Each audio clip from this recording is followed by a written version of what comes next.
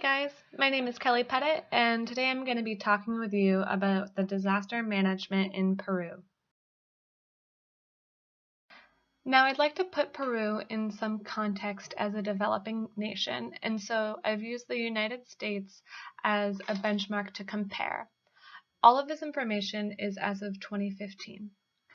Let's start with their GDP, which is in US dollars, and Peru is at 192.2 billion, compared to the United States at 17.95 trillion. Next, their Gini coefficient, which is a measure for income inequality, and this is out of 187 countries.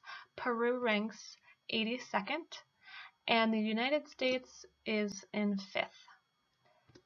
Then their Human Development Index is similar, where Peru is ranking 84th and the United States at number 8, and this being out of 188 countries. It's important to note that Peru's economy is one of the strongest in Latin America, and yet a large portion of the population remains vulnerable to a shock in this growing economy, which would easily send them back into poverty. That shock could easily be a natural disaster or a technological disaster.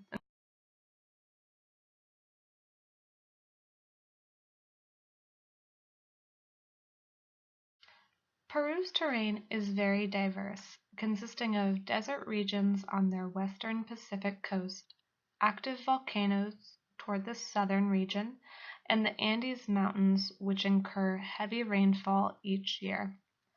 They remain susceptible to earthquakes, tsunamis, mud and landslides, flooding, and volcanic activity. This includes a recent evolution in the volcano called El Misti, which has remained dormant since the 15th century until this year. The natural disasters are largely attributed to its location on the Nazca Plate as part of the larger Pacific Ring of Fire.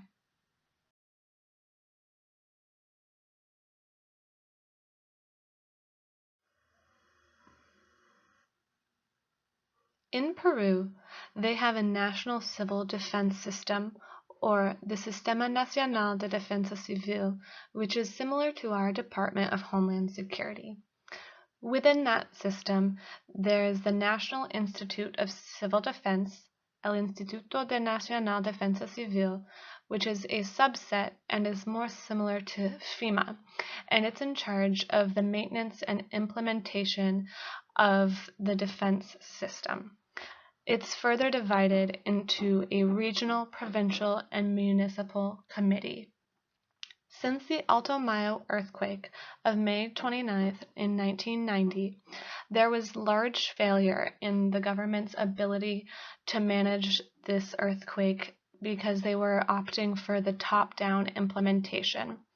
And since then, they worked with an international non-governmental organization called Intermediate Technology Development Group, which is based in the United Kingdom, and they were able to help strengthen the interconnectedness of these regional, provincial, and municipal levels.